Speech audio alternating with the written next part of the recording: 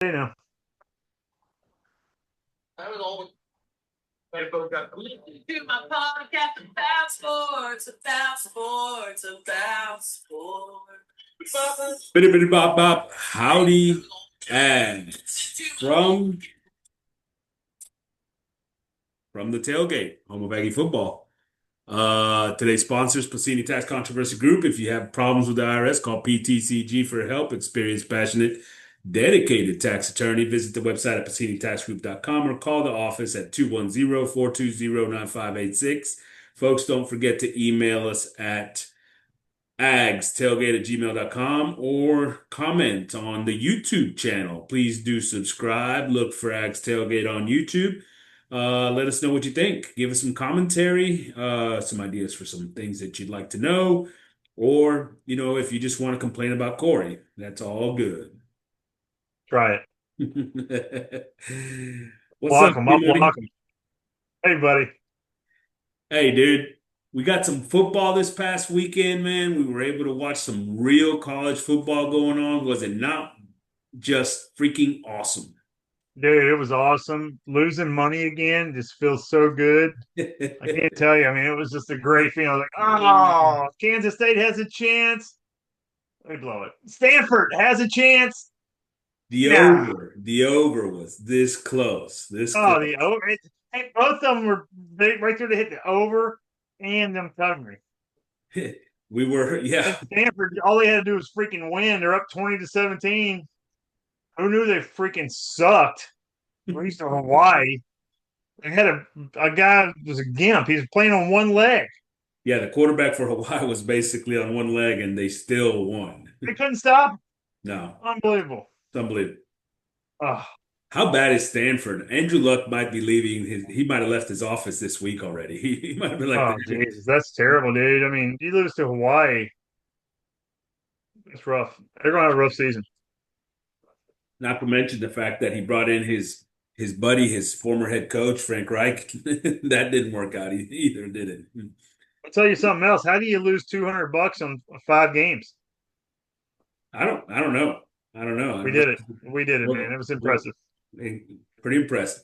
Pretty impressive. It is impressive. We teased it, parlayed it, and went straight the same games and lost them all except for the Kansas game. Well, that was your strategy about parlaying and betting the same games over and over again. It's genius. Borderline Genius. Genius. genius. Uh Hey Corey, today's rundown, we're gonna preview the UTSA game against A&M. Playoff, we're gonna do some playoff predictions and a couple betting numbers. Next week we'll come back, recap UTSA, preview Utah State. We'll start getting into a little bit of rhythm there. But before we get started, a few notes. Some injury news announced by Elko yesterday during his presser. Freshman wide receiver Jerome Miles, five-star freshman, out for the season. Out for the season, leg injury. Uh, Who? Freshman wide receiver Jerome Miles. He just showed up on campus. He was a big-time recruit this year. He probably wasn't going to have a big impact this year, at least not at the beginning anyway. Let the guy get healthy. He was a little, he was slightly injured even in the offseason in the fall while he was running track and things. So, and maybe for him, maybe best to have this time to get up to speed anyway. But he's a big time guy, man. He's a five-star wide receiver, so potential playmaker, bigger receiver, taller than some of the guys that we're featuring this year specifically, other than maybe Bethel Johnson. Maybe he's a loss. Maybe he's fell throughout the season, but hopefully we've got enough weapons there this year to be able to make up for it, and that way next year when he comes in, he can start up right off the bat and go kill it. Right. Another guy, Papa Fua, redshirt freshman offensive lineman, out for the season. Once again, a guy that we would have hoped to have gotten some reps for throughout the season this year, so that next year he'd be going right into that as a potential starter at the offensive line position. But he probably wasn't going to get a ton of playing time. So, not the worst injury, but we do feel bad for Afua there, who I think is going to be a pretty good offensive lineman as time goes by here at A&M. And Gotcha. the last one, Deuce Fothery. Deuce Fothery's out for a couple of weeks. Pretty Uh, big one. yeah, yeah, and it's especially big because of the fact that they've been playing around with different mixes on the offensive line. Moving Tune to center Craig or to some shit. center and letting Fothery and Crownover play the two tackle spots. Yeah. But he will be back. He should be back this season. Hopefully around week 3 for Notre Dame. But maybe a little bit later. Aside from that, everybody else fully healthy. Moss, Owens included, so they're full go this weekend against UTSA. Miles O'Neill, and Corey, I like to point out as many times as I possibly can, every time I say something that's correct. So, as I said last Not week, often. It's not Miles often. Miles O'Neill was named the backup quarterback, the redshirt freshman. Surprised. I'm very surprised about that. Yeah, over Jacob Zeno. That's who So, I thought it'd be. The yeah. UAB transfer? hmm Yeah, that's who I Yeah, thought it'd I'm not as surprised as you are. Obviously, I called it. be. So, Yeah. I thought Miles had a really good camp. I thought Miles kind of, showed some things even last year. He's more familiar with the offense, having been here a year already. So I'm really not all that surprised. I do think that in a situation where Miles O'Neill has to take some snaps, I wouldn't be surprised as Jacob Zeno can also have some plays in there because of his mobility and things like that. So, but Miles O'Neill officially the backup quarterback. Yeah. And then punt returners, it looks like Bussy and Concepcion are looking to be the punt returners. Maybe Bussy Owens at kickoff return. So some different guys there. Obviously, Bussy trying to get his hand on the ball to try to make some plays there from our sophomore. Very explosive. I like it. Yeah, love it. So good stuff there. Yeah. Um, so this Saturday, Corey, this Saturday, it's finally here, man. Kyle Field, 6 p.m., ESPN on the main channel. Your 2025 Texas A&M football team will take on the UTSA Roadrunners to start the season, man. And it is a big game. So let's talk a little bit about this UTSA team. All right. Jeff Traylor is the head coach at UTSA. He's been there since 2019. There was some discussion about him potentially interviewing and looking at the A&M job back when Elko was fired. So, we know his Who? name, Jeff Traylor. Oh, yeah. I thought you said something about somebody being fired. No, he's 46-20 at UTSA since 19. Before that, he was a Texas high school coach. He was at Gilmer for 14, 15 years from 2000 to 2014, which is his hometown. 175-26 at Gilmer. Pretty impressive. Uh, Very impressive. he's an offensive minded Where guy. is Gilmer at? I have no Oh, idea. Gilmer's kind of, I think, kind of East Texas, kind of Dallas-ish, kind of in that Okay. area. I didn't know if it was like a big talented area where he has a Usually lot of. pretty good, usually pretty good football team. Gotcha. Yeah, usually pretty good football team. At least while he was there, they certainly were, obviously. Um, offensive minded guy. Uh, in 2021, UTSA went 12-2 and beat Illinois that year. In the regular season, they were 12-1. They lost their bowl game to San Diego State, but regular season, they're 21.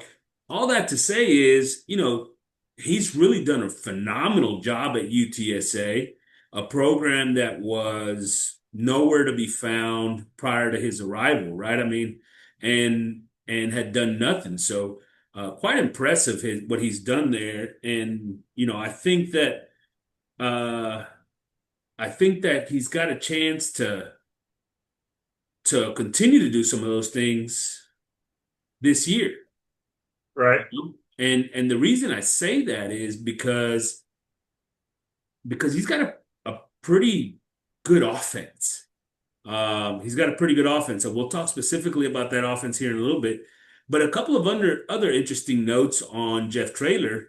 His son Jordan was a quarterback at A&M, a walk-on in 14 and 15 under Kevin Sumlin. All three of his kids and graduated from Texas A&M. So some connections to the school, obviously. Also, the guy is very, very appreciative of A&M and the fans here. He's been to games here.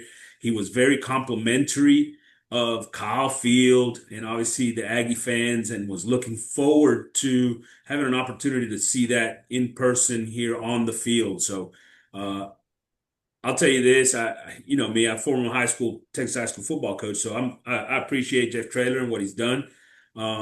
Unfortunately, he's going to get his ass whooped by A&M this weekend, though.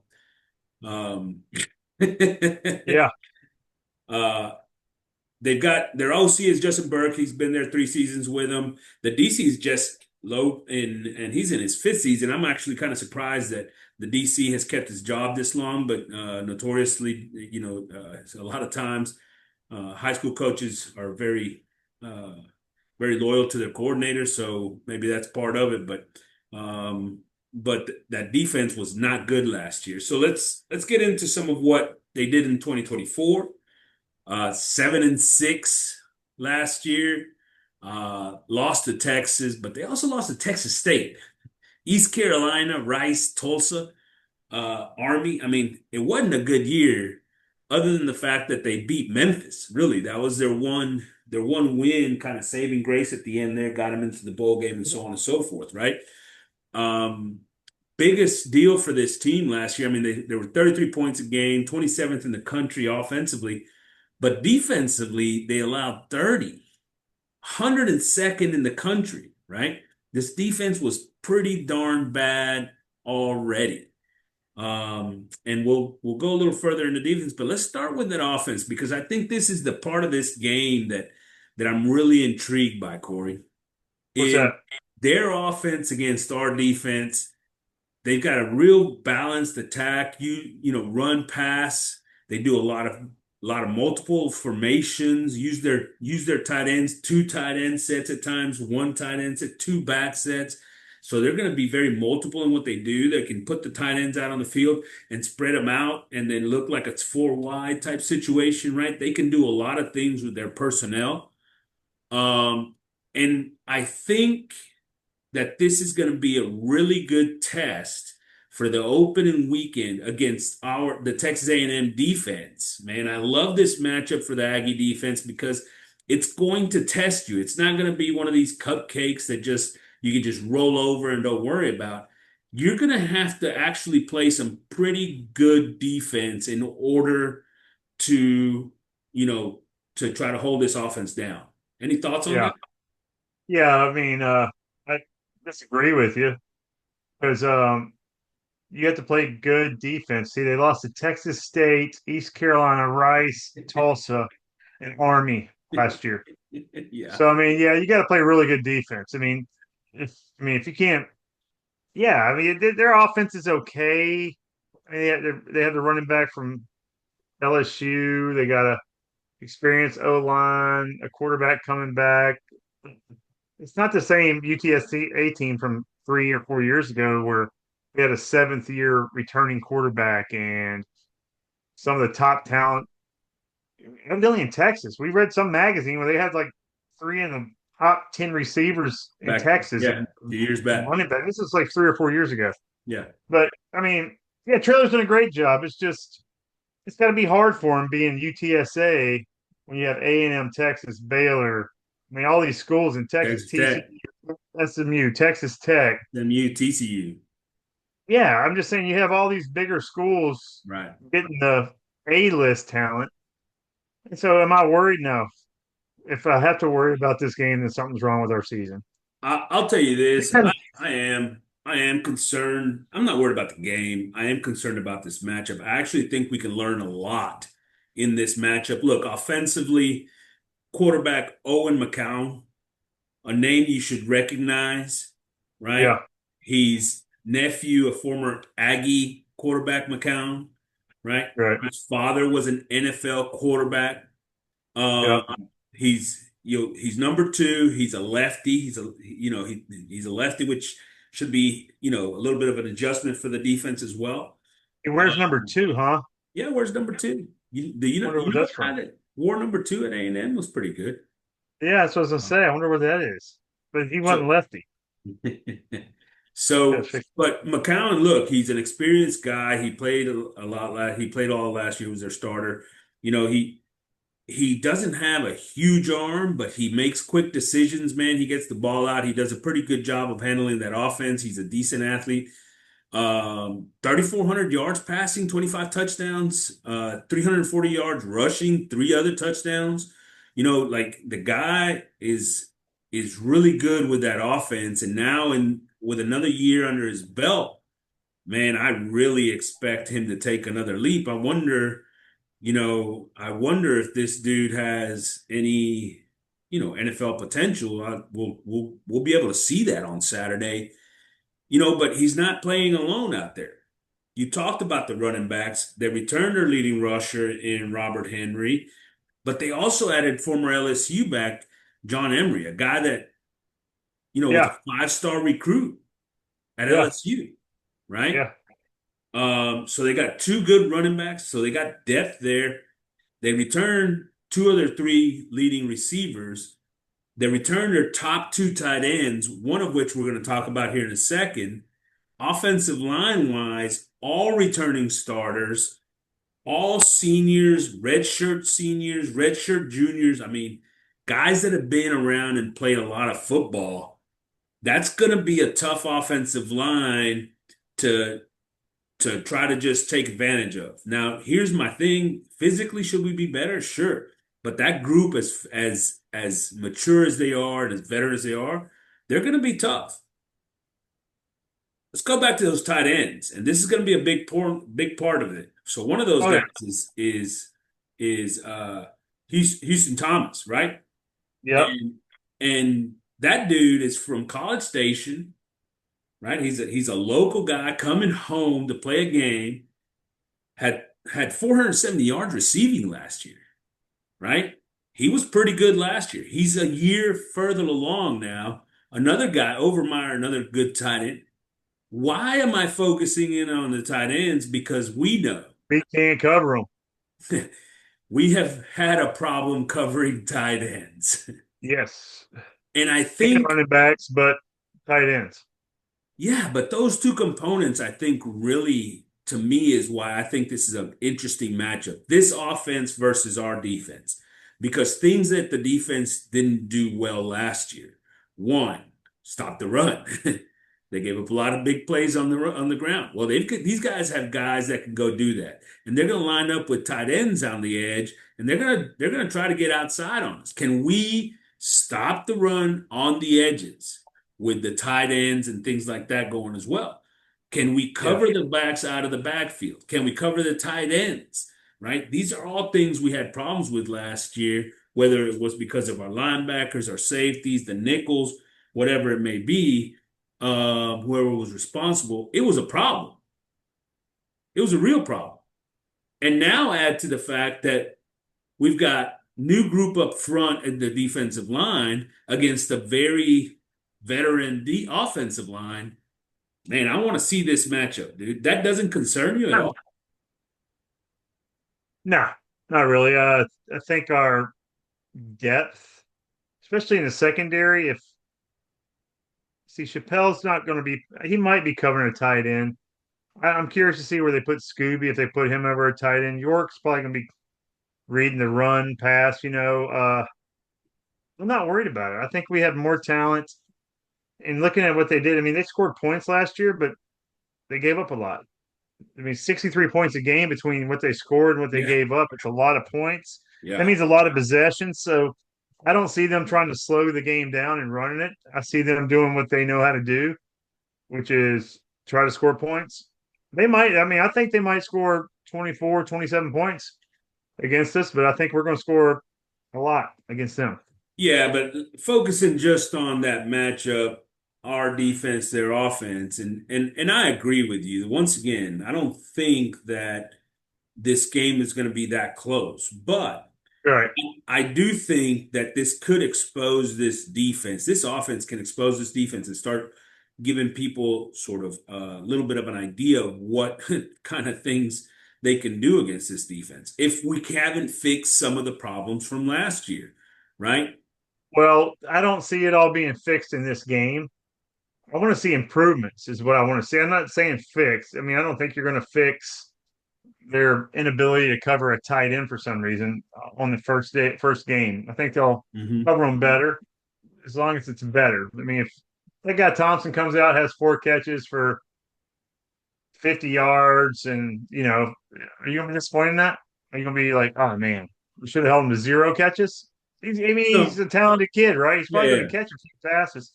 yeah. Um, but I want to see is the pressure on the quarterback. I want to see this defensive line doing stuff they didn't do last year. I want to see some sacks. I want to see turnovers because I think this team will be turnover prone because I think Hal will get after him on the defensive end. I think Scooby's going to have a big game. I think these guys are going to feast on the quarterback McCown. I'd hate to say it. I think the kid's, he's all right, but I think they're going to feast on him. Boy, I really think you've got a rude awakening coming because the other thing that I fear in this game and that I do fear for the game overall is a UTSA strategy that comes out and says, "Look, this team had trouble against the run last year.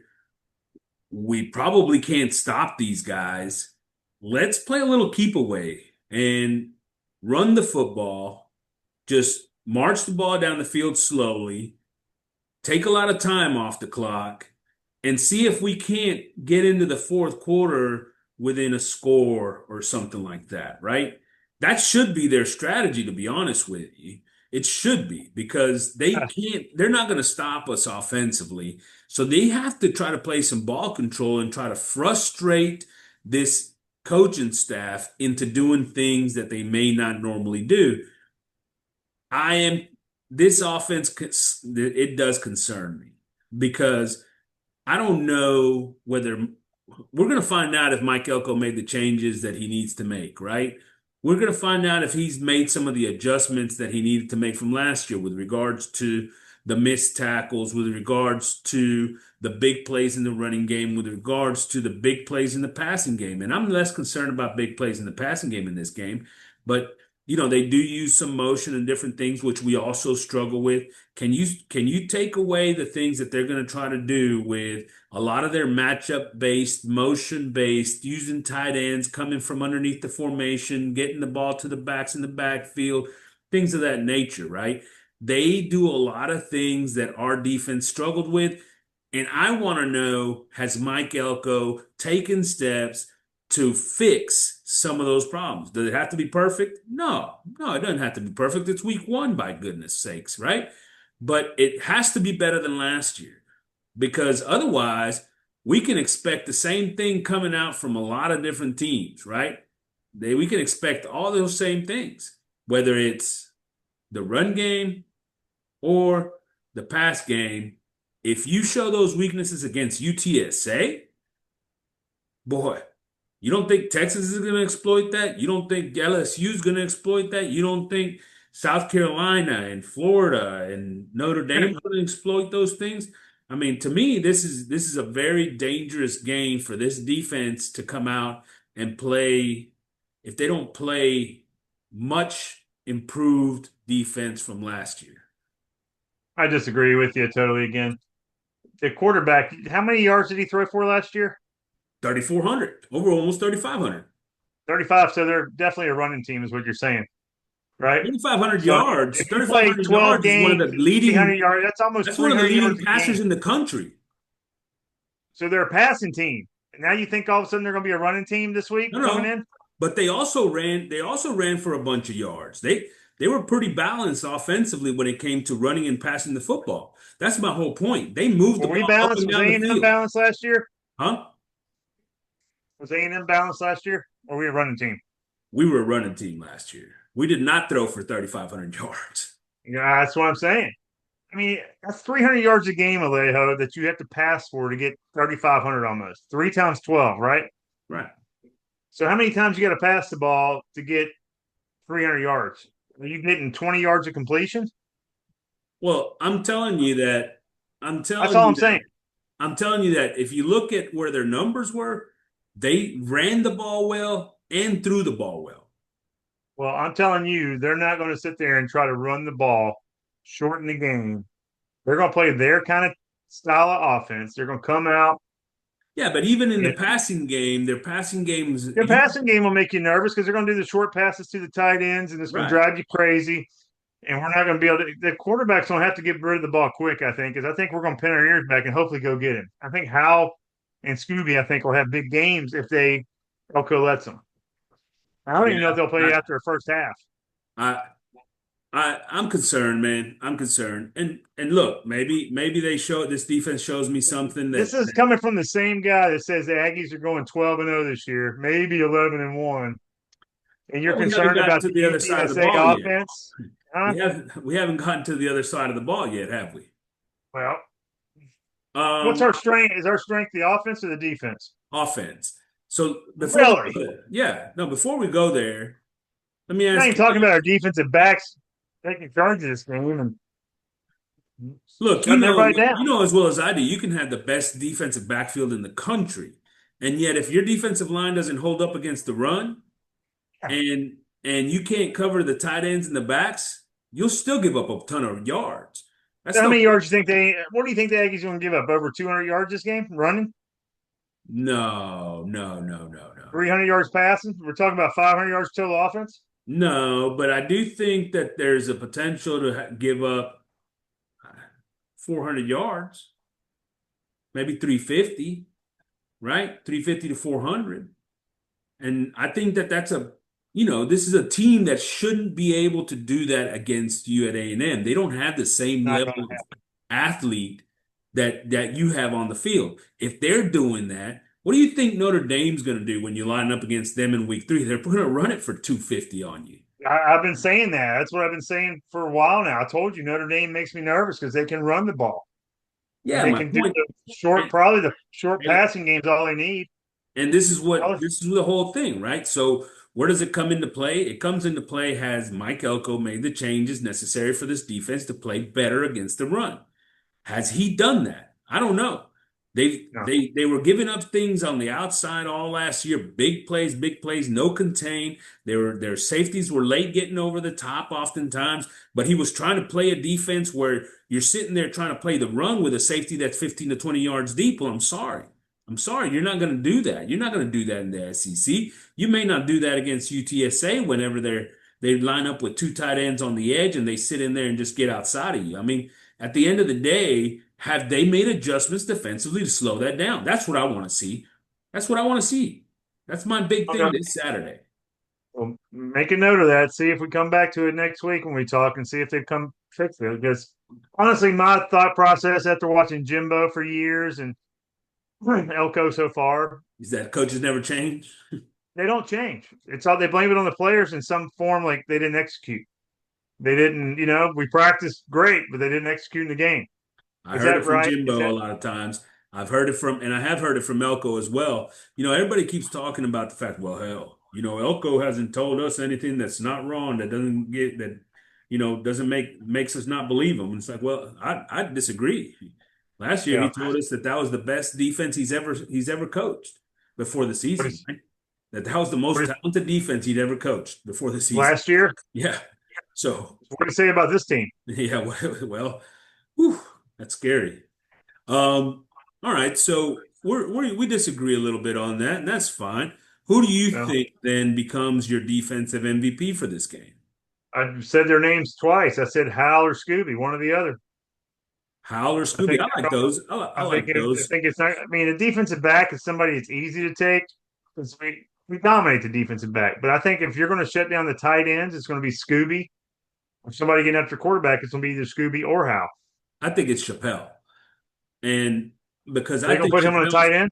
because I think Chappelle's up in the box. Yes, he's gonna because of the fact that these guys play a lot of two tight end sets. He's gonna be involved in covering the tight end as well. But more than that, I think he's gonna have to hold up against the run when they've got a tight end trying to block him too. So, to me, Chappelle has got to be one of the big keys in this game, and I think he's gonna make a big play at some point.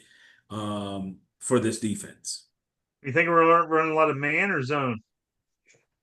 I'd expect that we're going to be man heavy. I'd expect that we're going to be man heavy, but they always implement some zone, especially with their blitz schemes and different things. So it won't be Why do you strictly need man. the blitz schemes? Why do you need that? The schemes. The word scheme just drives me effing nuts. That's a good question. Oh, That's a good I mean, question. you But have a I promise blitz you, scheme like, oh, it's great. I think that you're going to see Anderson and probably, I mean, a bunch of the safeties up in the box. yeah. I think they're going to dare them to beat them throwing the ball because I think we have. That's what I would do if I was the coach. The first possession of the game, I mean, I'd put 8 guys up on the line, man up on the receivers, just dare them. Say, hey, go ahead, try. Let's see what you got.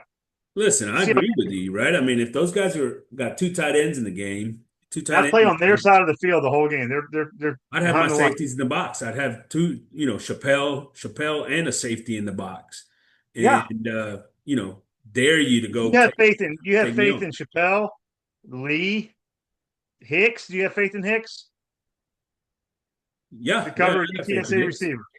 Yeah. Why not put 7, 8 guys up there and man up, get after the quarterback. You make him get rid of that. I'm telling you, he'll make mistakes. Any Well, quarterback will.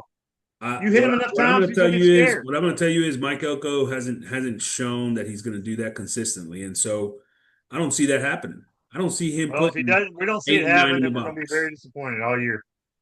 It'll be a Now, he might try to stop him with seven guys in the box, and if he can, he'll stick with it, right? But hopefully he adjusts quick enough if he doesn't. No, what he does, he'll put 7 or 8 guys in the box, but he'll drop 2 or 3 of the defensive ends or tackles into zone coverage and just rush with a linebacker and 2 safeties. And before you know it, these ends and tackles are in no man's land. Yeah, tomorrow Freaking is going to teach us what? a lot about this defense. Or Saturday will. I do think that we learn a lot about this defense on Saturday. I We mean, I learn like the offense we're going against. I think UTSA will get some points and some yards. I like that. Look, and UTSA is a good offense, and Yeah. they're going to be there's going to be some offenses we face later in the year from bigger teams that aren't as good. So that's saying a lot. Who is there anybody on this defense that you think maybe struggles right off the bat in week one? This particular matchup gives them some struggles. I mean, it could be one of the guys I said, Scooby or York, just because of covering tight ends. I'm not sure if they're, I mean, are they going to have York covering tight ends? That could be a problem. He's more of a read and react kind of guy, like for run plays. They had some stat that he led the nation in gap tackles or some shit. I can't remember what it was that I read, but he's a good tackler. But Look, if coverage, yeah, not strong. look, if they're running the ball downhill, I think York will be fine. But as they start to do different things in the passing game or try to push the ball out to the outside, I think York has potential to be a guy who struggles a little bit in this game. We'll see. We'll see, especially if he's being asked to cover tight ends, because I promise you, he ain't covering the Thomas kid. That's not happening. I like the Um, way you say that. He has the potential to have problems. I like that. He's got a lot of potential. how about a surprise ball player? Anybody you expect to surprise us, have big game that maybe most people aren't talking about? Who is nobody talking to? It's got to be somebody on the defensive line. What's that kid's name from Iowa State? T.O. Onyedin. He might, but I'm curious to see where they line him up. See if they line him up inside, outside. I mean, you Look, can almost name I think anybody T.O. on our gets a lot of defensive playing line. time. I think T.O. gets a lot of playing time on Saturday. He might even start at the strong side defensive end for this defense on Saturday, right? Against a team that There you go. runs the football like these guys do, Yeah. and uses tight ends like these guys do. I wouldn't be surprised if he's in there from the get-go so that we got a little bit stronger, a little bit heavier front in early downs, right? So that's a good one. I think that's definitely a good pick. Guy I was thinking about is Bryce Anderson. You kind of mentioned him earlier. Those Yeah. safeties are going to have to, like you said, get in there and make plays. And whether it's him or Brooks, right? Or Ratcliffe for that matter. But I think Bryce is. This is me being hopeful, honestly. I think as a senior last year, the leadership, the experience, I think this is the year it has to show up, and I'm very hopeful it starts in week one. Well, I don't know. I mean, we got so much talent and depth back there that that's why I didn't name any of the players in the defensive backfield. We just have so much talent and depth. I want to see somebody from the defensive line surprise me, where it gives me hope that our D line is going to be strong this year. Yeah. That's what I'm hoping for. I mean, I'd love to see them. I think Those DJ guys just Hicks dominate. has a I think DJ Hicks has a chance to have a big game too. So I um hope so. all right, so let's turn to the other side of the ball here. The A&M offense against this UTSA defense. Look, 11 new starters for this UTSA defense. Like I said, I'm surprised that the defense coordinator's back as bad as they were. They kind of play a 3-4 base, and then they do some things into a nickel, kind of coverage deal. Um, that secondary was just horrible last year. Horrible. And on top of that, they didn't do a great job of putting pressure. So I mean, like I said, replacing every starter. One of the guys, a linebacker, you may recognize the name, Shad Banks, a former A&M wide receiver who transferred to TCU before he played a season here and got converted to a linebacker at TCU. So, um, Do you but remember him? yeah, I remember him because he was a pretty good athlete, but he showed up and boy, he wasn't here on campus very long before he said, maybe not. I don't remember his ass at all. Um, so man, I just have a hard time thinking that a defense, well, first of all, they were bad last year, right? They were Yeah. they were already bad, bad scheme, bad everything. And now they've got 11 new guys. I have a very hard time thinking that this defense is going to be any good. Why I don't worry about this game? Because our offense is very good. Their defense, very bad. We will move Where the do you come off saying our offense is very good? We have a bunch of unprovens. We have unproven tight ends, wide receivers. O line had a decent season last year. Are they great yet? Are we already ready to point them a great offensive line? Yeah, I that's mean, a proven 2 years offensive line. ago they sucked. three Yes, years they ago did. sucked, 2 years and last now year they were good. they're solid. They're Look, solid. I don't have any doubts in the offensive line. Okay. I The running game, I yeah, don't we have got any them in the doubts running with our game. I'll give running you that. game. I don't I'll have give you any that. doubts about our running game. And I'll be honest with you, I don't have any doubts about our quarterback. And so, Ah, no, I want to see it. I know you're not there with Marcel yet, but I am. Not, I've I'm seen not, I enough from want to be there. Marcel. I want to be there. Well, start getting on the bandwagon because it's gonna get full pretty quick. That's all I'm Well, telling if they're going 12-0, I better get full pretty fast. you. I said 11-1, first of all. Hey, I see us running for 250 yards at least this game. Mm, yeah, At least. yeah. He might throw for another 250, 300 on top of that if If they need he can to. throw the ball and people can catch it. Uh, I had a stat. They showed a stat on Texas yesterday that none of the receivers almost on 50-50 balls that he threw last year, we got like zero, maybe one. yeah, Is that a dumb stat? I saw a couple. I think Walker had a couple of those catches contested. I And thought Thomas, Bussy had one that I remember. I can't remember against who, but you're right. I mean, not a lot, not a lot. that's what they were saying. Like all the 50-50 balls anybody threw up, the receivers just wouldn't go get it. Which is a problem considering that, they were often covered. That's what I'm saying. They didn't have any separation. But you But say it's different this year, right? yes, I absolutely do think it's different this year. But, and one, I think the receivers are better. They're better. Mario Mario Craver is a speed guy. He's going to be in the mix. But Casey Concepcion, I watched him at NC State already. I've seen that dude do some nasty things. That guy can play. There's What no year is he? question in my mind that that guy can play. I don't have a question that Terry Bussey in year two can play. I think I have a Terry question. Bussey, How do you not question that? You were questioning him last year. Why didn't he get on the field? Why didn't he get more playing time? What Why I didn't was he get the ball questioning present? was why he wasn't Maybe he getting the can't get ball. open. Maybe he can't run a route. Maybe he can't Oh, catch the damn ball. There's a lot of all, things we don't know that's going on. all he is a premier athlete. So no, Well, there's that's it. no way that guy gets open. I watched all these guys that had ran below 4.3s that got drafted in the NFL. You know what? Like all of them are not in the NFL because they couldn't catch the ball. They couldn't cover anybody. They couldn't run a route. There's more Listen, to it than just being athletic, Alejo. You yes, should know but I this. watched Terry Bussey. He can catch the football. He's got good Somebody hands. governing him in a game situation, pressure gets high. Some people can't step up to it. Well, I don't have that It's fear for like us Bussey. playing dominoes this weekend when we beat your ass. You just you couldn't handle it. You must have forgotten already what happened. You must have forgotten already what happened. I'll give Josh a call. I'll tell you one thing that didn't happen. We never got outplayed. Yeah, sure thing. Um, Look, I think this offense is going to be able to move the ball up and down the field, no question. Run game should be explosive. It should be Yeah. consistent. I think, there's going to be lots of good plays on that end. I think with the pass game and it bringing into it, I don't know that they're going to have to throw the ball that much, to be honest with you, but I do think they will. I think they will throw it from time to time, especially for a couple of big plays here and there.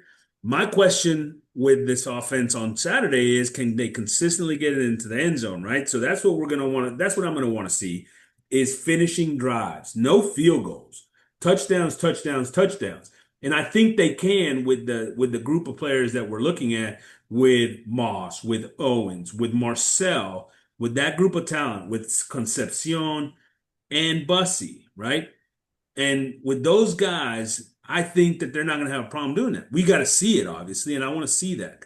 I'll tell you this, that defense in that 3-4, they're pretty tight down inside, right? Those three defensive linemen are kind of in there tight. And so, they may try to clog up the middle. You may have to attack the edges a little bit to loosen them up. But overall, I think this offense is going to do whatever the heck they want to, right? Whatever they want to. I have no fear of that. So, so given that status, who's your MVP? Well, what I'm worried about is how often the offense is going to be on the field. Are they going to play a full game? They're going to play a quarter, a half. Yeah. Saying that, I'm going to say Ruben Owens because I don't think Moss and Daniels will get enough carries. I think Owens will be more see what he can do right now. Mm. And I think he's going to break some long runs, maybe and catch a touchdown pass. I think Owens will have a big game just because I think they see him as a second teamer. I think they have Moss and Daniels A and B, right? You think Owens is three or two? I think Owens is different than those guys, right? So to a certain extent, I think he's two in the sense that he brings a different dimension. So when they take Moss out for certain plays where they may use Owens kind of in the passing game, they may use him for some outside runs, different things. He's in that mix. And ultimately, right, I think Owens has to show that he can take those reins. And do those things, right? Because and Klein has to show that he knows how to use him, how to get him the ball in space with some different ways that he would necessarily Moss. Now, Mhm. he's still a tailback, right? So he still has to be able to run the ball inside, but that's not his big thing. I do agree with you that in that sense, you're looking more at Daniels, right? Daniels is kind of more the inside runner compared to Yeah, Owens. that guy Um, had a hell of a season last year when Moss was out. he did. He He did. doesn't give me he doesn't get that much Underrated. credit. It pisses me Underrated. off. Yeah, it pisses me off.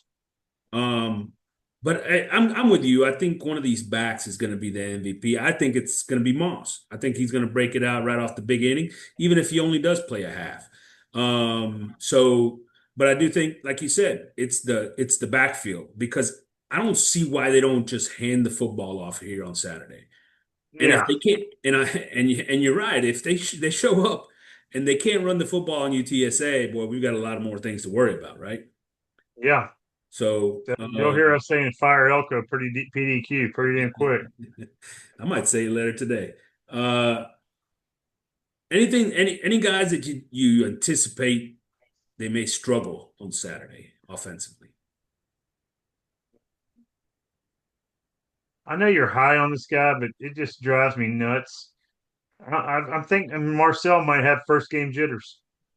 Hmm. I'm worried about him throwing the ball, new receivers. He doesn't. I don't think the targets. I mean, I don't know. Just a lot of. He's in his second year in the system, but he's got a bunch of receivers that are in their first year in the system, and Yeah. people are going to run the wrong routes. Their communication. They're saying they're good. How long they practiced together for a couple months? Yeah. It's not like they've been together years. Right. I'm worried about. I think our passing game will struggle a little bit. It's not going to bring me down if they do struggle. I expect it. If they don't, even better. You know, I, I almost hope they come out just freaking slinging the ball all over the field now. I do. The hell with it. Get the ball, put the ball in Marcel's hand, let him chunk it 45 times on Saturday. I don't care. I would love to see that because maybe everybody would shut the hell up about Marcel and how he needs to, become a passer and yada, yada, yada. Like, whatever. He The doesn't need to dude can become a sling. passer. I'm just saying there's guys that aren't. They don't know how to. They're not on the same page yet. I mean, you're talking about Yeah. it'd be like me going out there running routes. I'm a great athlete and all. Probably the fastest guy on the field. Great hands. Big, big. Catch radius is everywhere. Yeah. Well, But the way I see it, if anybody struggles in this game, it's going to be the tight end position. I don't expect that they're going to have a lot of catches. Hopefully, they don't struggle. They don't struggle in the blocking game. But if I were to say anybody's struggling on Saturday, it's going to be the tight ends. would you even put a tight end on the field? Why do you even need one? They're going to put them on the field because they're going to run the football and they use the tight ends in the blocking schemes, right? Why don't you put a second back in there and you know have somebody come? I mean, you got three, four. Put EJ Smith in there as a fullback if you have to. I You know what I'm wouldn't saying? I wouldn't use EJ as the fullback. I'll tell you that. Well, I mean, I'm just saying, put somebody in there as a fullback or misdirection. Put four receivers on the field. I want to see some. I mean, it's almost a waste of space if the tight end can't block for shit and he Right. can't run a route and he can't catch it. It's like you're going 11 against 10. They're not worried about that guy. Yeah, and so we will get to see a little bit of what to expect from us. And we want to see some physicality from those tight ends because you're right. The one thing that we expect from them in this game or really throughout the year is the ability to block, right? They're going to use, Yeah. from time to time they'll sneak them out and throw a pass to them or something like that, but it's not going to be a featured part of this offense. It just hasn't shown that that's what they do, right? But I do want to make sure that they can block, and if they can be at least uh hold their own and at the point of attack and blocking, then they're doing their job. They're doing their job. So, Right. um, how about a surprise player for this offense? Anybody you expect? Maybe nobody's really talking about just coming out.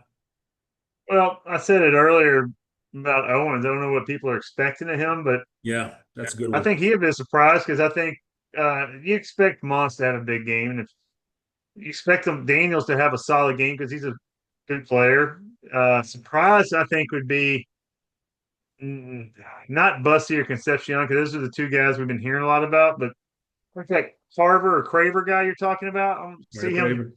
Yeah. I want to see him catch the ball. I want to see what these receivers, their hands are like. If they catch the ball, if it's thrown close to them, not just at them, but I'm talking like Bethel Roman. There's your another guy, potential surprise. there you go. That's one. We watched the games this weekend, and I mean, it was sloppy football. I Yeah. mean, receivers dropping passes, quarterbacks throwing it off target, but receivers probably should have caught. I can't remember what games you and I were watching. We're like, man, he should have caught that. That should have been a catch. It should have. I mean, it's like everyone should have been a caught, or it was in the vicinity where he had a chance to catch it. I think it was Yeah, in K the Iowa State. State Kansas State game, those quarterbacks weren't always getting a lot of help from their pass catchers, right? Exactly. So that's what I want to see. I mean, I think Marcel, if he gets better receiver help than what he had last year, then yeah, I think he'll be more than enough to be a competent quarterback in this system that's a running system. We have a running system, do we not? We have a running team. I mean, Yeah, would you no, say we're a I throwing think we team? do. We're not UTSA. But here's the thing: I don't think we have to be a running team. I do think we're talented enough to sling the ball around. I think Marcel's talented enough to do it. I think the receivers around him are talented enough to do it. I think the backs around him are talented enough to do it. I think the offensive line's talented enough to do it. And so, don't I don't know that you can't. and especially in a game like this, that you can't sit in there and say, okay, yeah, let's sling this bad boy around a little bit and try some things out, right? Now, I don't know that they want to do that in week one, right? I mean, they don't want to show a lot, but at the same time, it's UTSA, man. They're no slouch. So don't think like you have to hold back so much. Go ahead and let these guys stretch it out a little bit. Let Marcel let that shoulder get loose a little bit. Let the arm get loose. Let him sling it and show people we are going to throw the ball down the field. Let people prepare for that. I'm not afraid of that.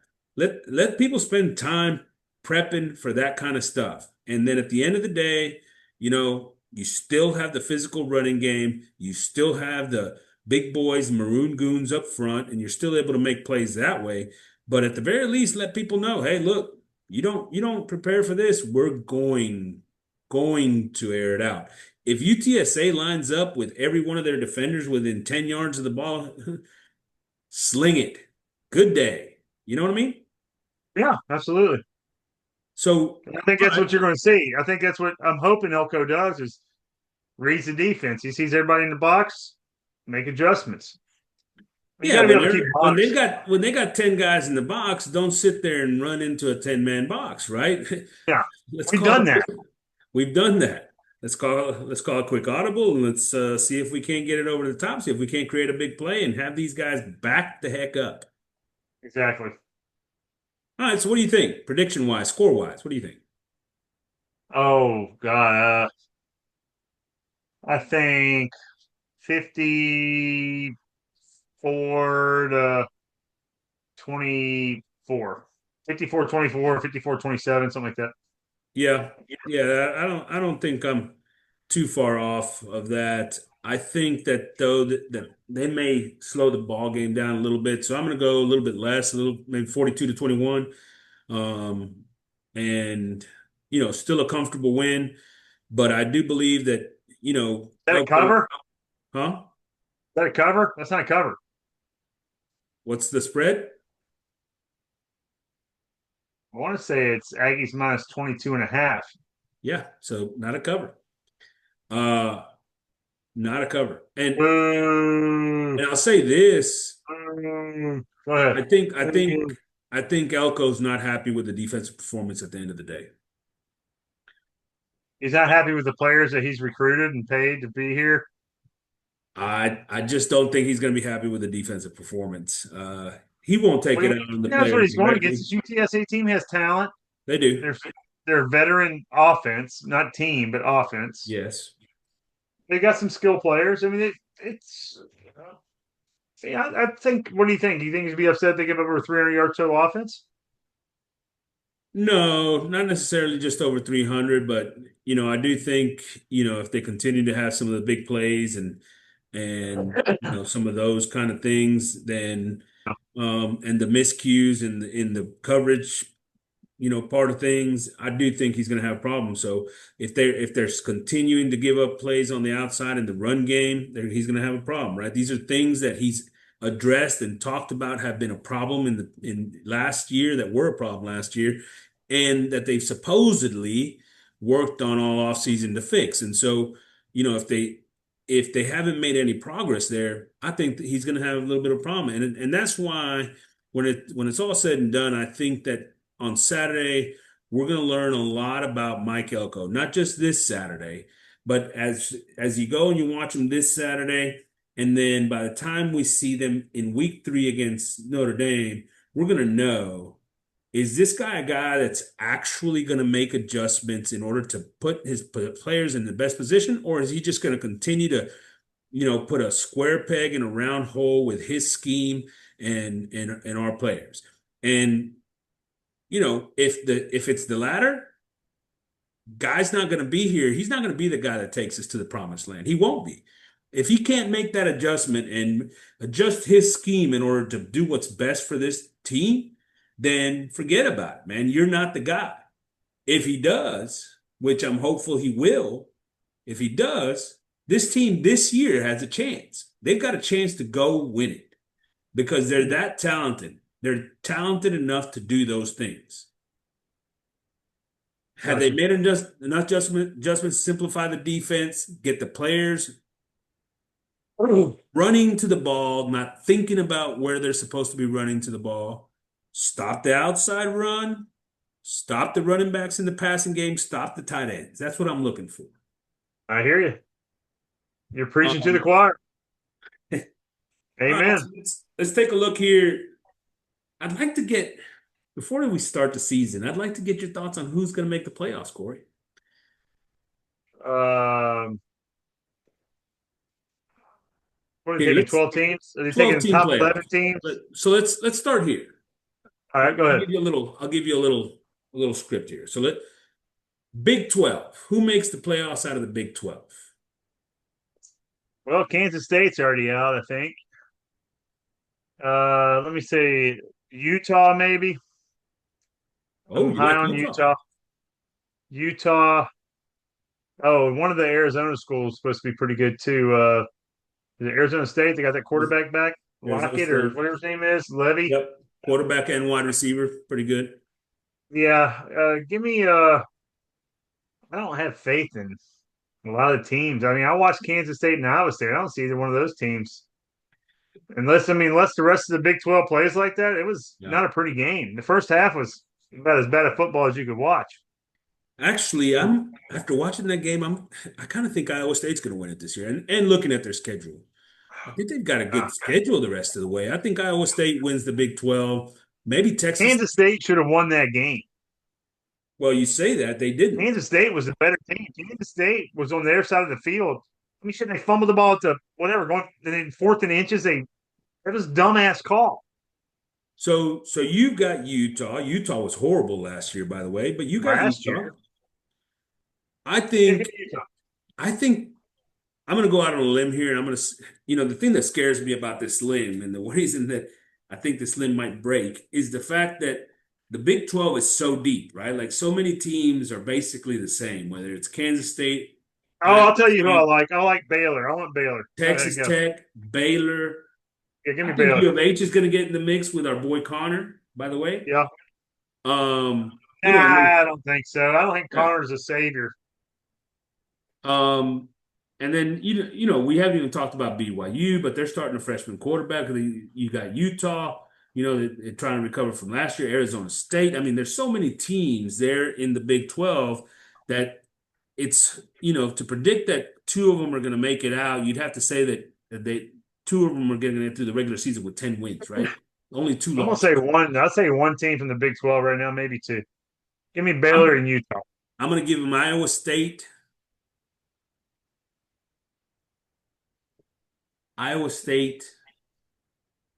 and Texas Tech. Whoa. Yeah, Whoa. yeah. What was Texas Tech's record last year? Were they seven and I don't. six or eight You're and giving me five? shit about Utah. I know, man. I know. I don't think Utah made a bowl game though. Oh, it doesn't matter. All right, so Big 12, you got one. All right, I've got two.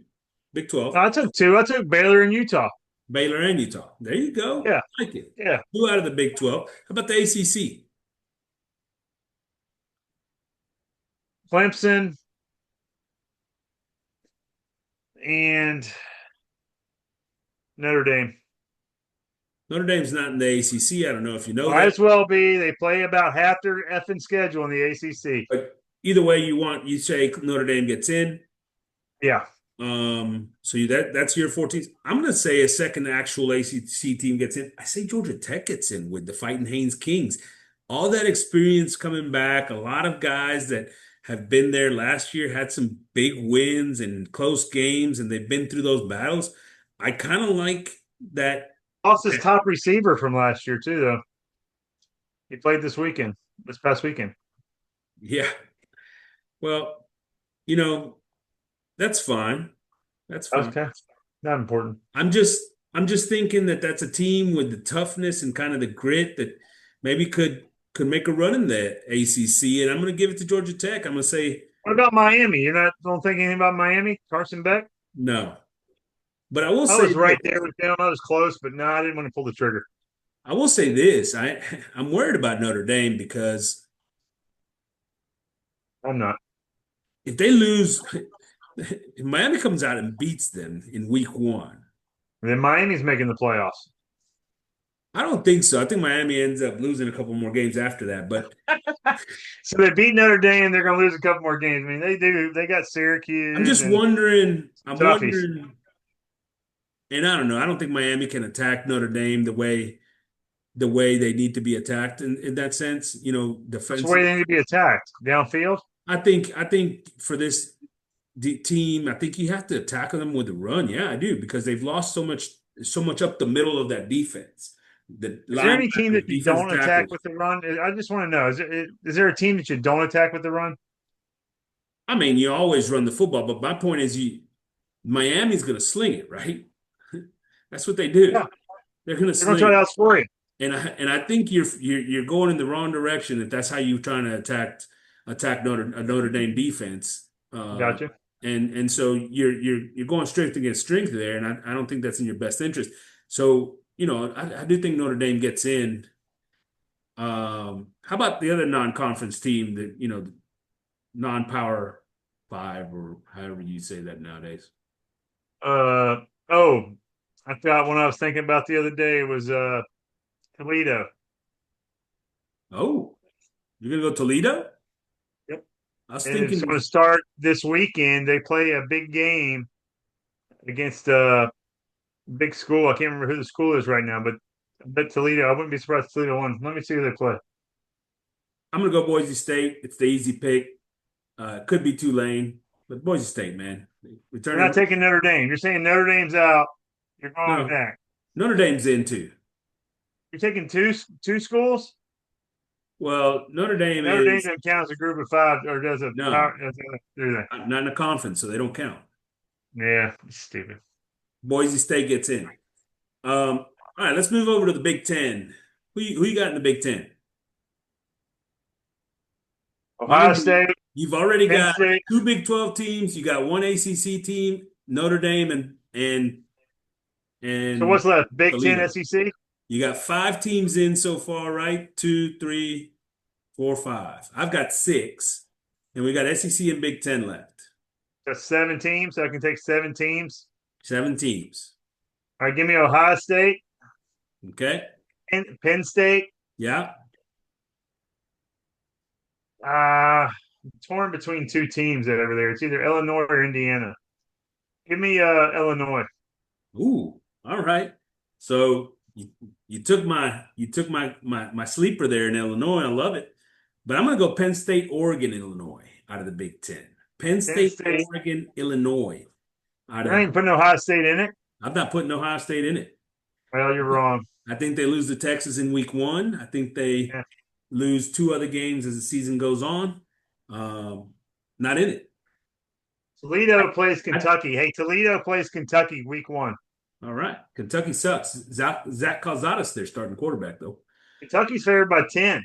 There you go. I might be putting some money on Toledo. All right. I want you to do that. So how about in the SEC? Who comes out of the SEC? Well, let me look at here real quick and see who I like. SEC. It's not Missouri, No. not Auburn. Give me Texas. That's 1. Not Tennessee. Georgia. That's 2. Alabama's 3. Ah,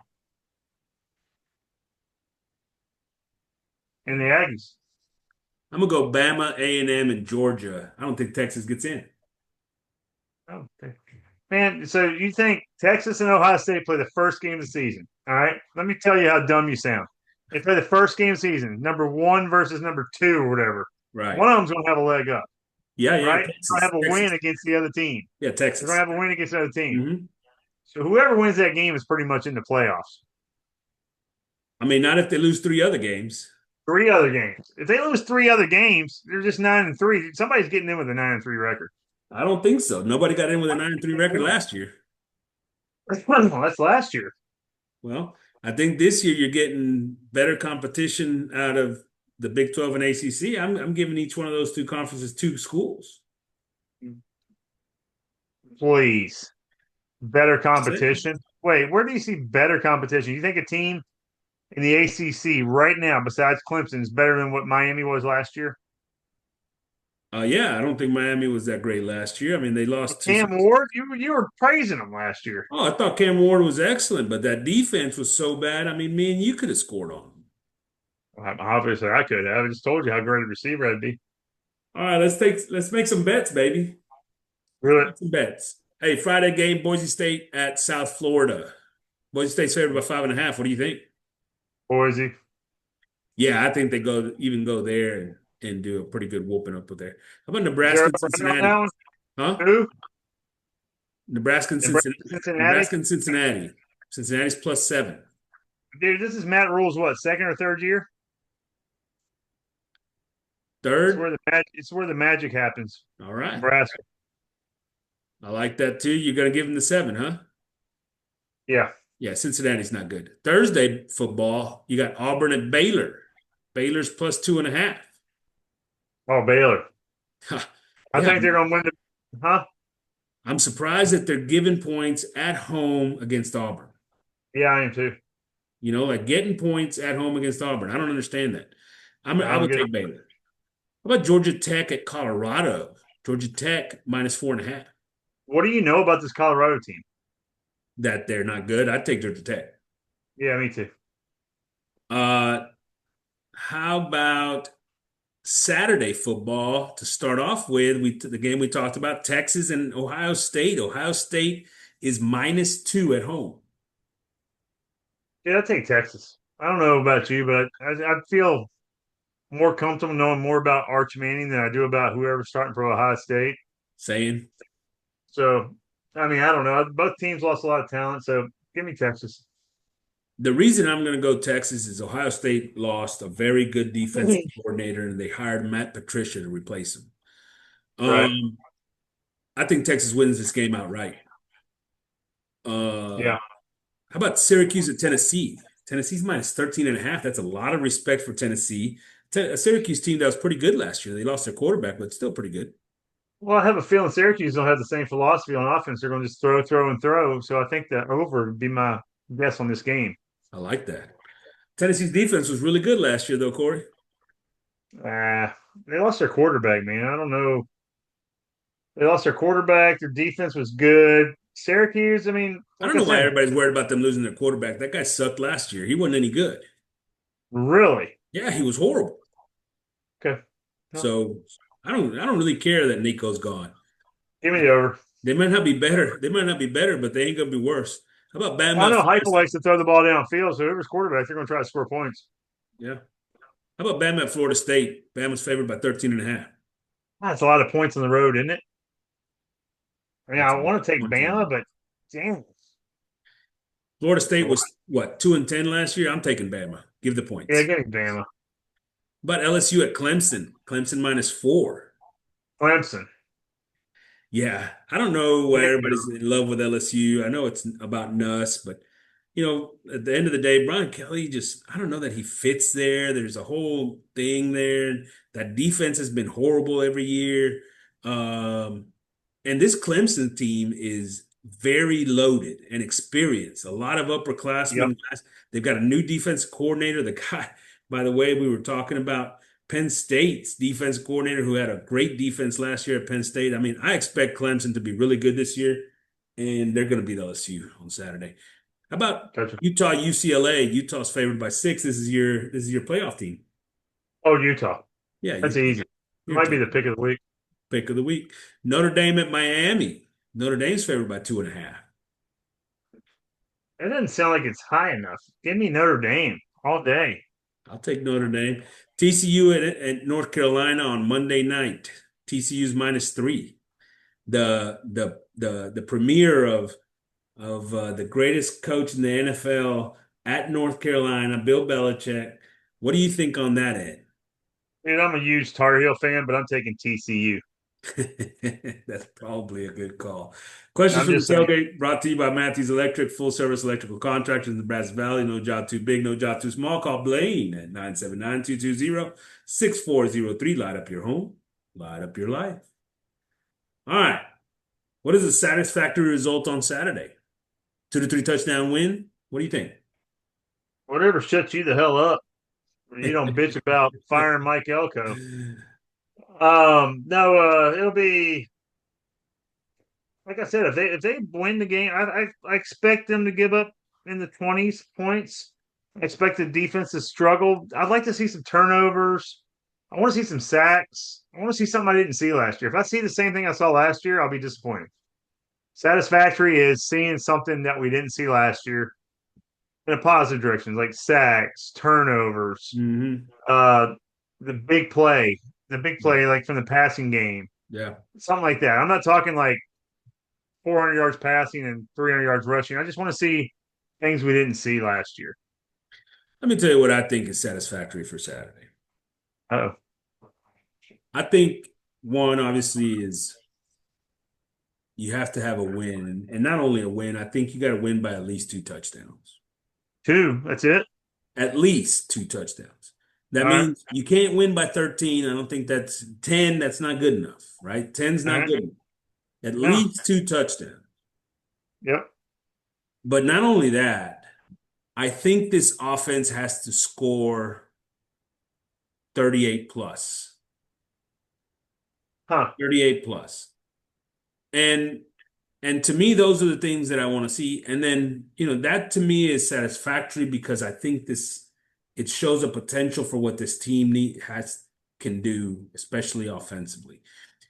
Defensively, defensively, obviously we talked about all the things we want to see improved.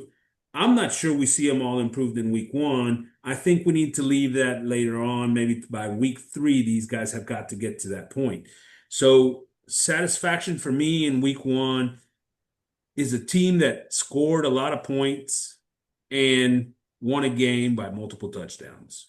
So if they score 38 points in the first half and they bench all the starters and they final scores 44-7, you'd be disappointed. No, that'd be great. Or you said 38 points in the first half. So let's say they score 38 in the first half and it's 38-14 is the final. That'd be great. You'd be happy. Yeah. You don't score anything else in the second half. Look, I'm just saying. we need the starters to play well. Now, That's is all it I want to better? see. Yeah, absolutely. All right, what are the Let's see if expectations teams stay for healthy. Gotta what are, stay healthy. all right, so what are your expectations for 2025? Now, and let me put a little context to this, right? Throughout the country, actually, the other day they had what's the guy, McGee or whatever Yeah. from the ESPN show on Texas or whatever. And he's like, look, this is an 8-14. Talking about Is that it. Marty and McGee you're talking about? Yeah, is it Marty or McGee, the guy with the beard? I don't remember. Ah, fuck, I don't know. One of those One of two. the he talks about NASCAR all the Yeah, time. Hey y'all, hey, here we go. All yeah. right. Yeah, Well, yeah. They went around he's in like, look, this circles. is an 8-14. That's Yeah. what he says. You listen to Nuno over at A&M. He's been talking about this is an 8-14, maybe 9-3. You talk about all those guys, and they're all basically saying this is still an 8-14. Which, by the way, to me, that's a failure. What is your expectations here, Corey? Are you with them? Are you with those guys that say no, 8-4? That's expectations. That's fine. Mike Elko's great. Whatever. 8-4, 9-3. Ooh, yay! What's your Hey, expectations? I told you last episode we did 10-2. I was 10-2. I'm stuck there. I'm still there.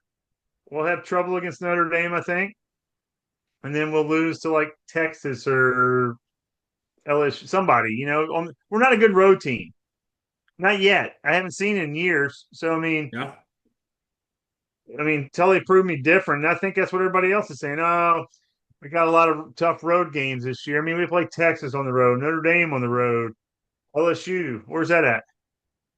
on the road. There you go. I mean, that's three ranked teams on the road. How many teams have we beaten on the road that are ranked in a while? Let me tell you my expectations here. History. It's My not on our side. expectations is that if this team goes 8-4, you might as well start putting together the list of the replacements for Mike Elko because it's going to happen.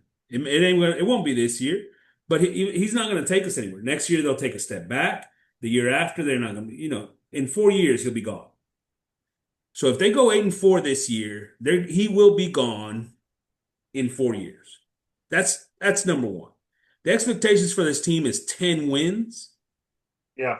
10 wins. And that's easy. That's easy. That should be the Easy, expectation. That should be the easy. expectation. Where do you Yes, get easy from? because because here's the thing. Just like last year, just like last year, they're a better team than LSU. Just like last year, talent-wise, they should have beaten Notre Dame, right? Not sure They they're did. getting both of these games on the road this year, but that's okay. That's It's okay. okay. You got to win those types of games. You have the talent to win those types of games. And if this coaching staff can't get you there, they're not the right coaching staff.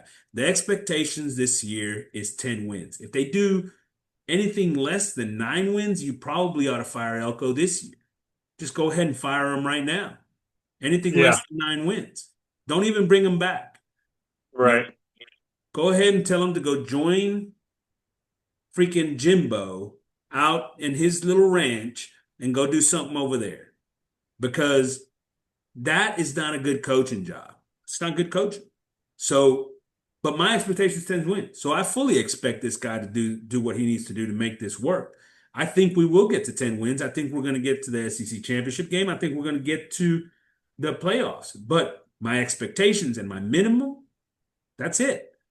That's where we're at. What's your minimum? Minimum. Worst case scenario has to be 9 regular season wins. Worst That case, doesn't get you in the playoffs guaranteed, right? that's not going to get you into the playoffs. 10-2 will. 10-2 will. 10-2. And last week you said we're losing one game. Now you're talking about two. Are you feeling worse about the team already? No, no, no. What I'm telling you is that Sure. after this Because we were season's together over, and you said 11-1 on I Saturday morning. expect, I You expect said this 12 team. and 0, but there might be a But loss in there somewhere. I said there's going to be a loss in there. 11-1. 11-1. That's what I Then you said. went to 10-2. Now you're down to 9-3. I'm Every time I saying talk to you, minimum. it changes. Minimum, It Corey. changes every time I Minimum. talk to That's minimum, Corey. you. Minimum. Okay. 9-3 and 12-0 is a big difference. Hey, I already told you earlier. This team has to show it on the field. It's time. Gotcha. It's All right. supported by the best fans in the country. It's got plenty of money. It's got a great Wait, recruiting. are you talking about Ohio State or A&M? Who are you talking about? Oh, you're funny. All right. All right, C-Money, any last words on UTSA?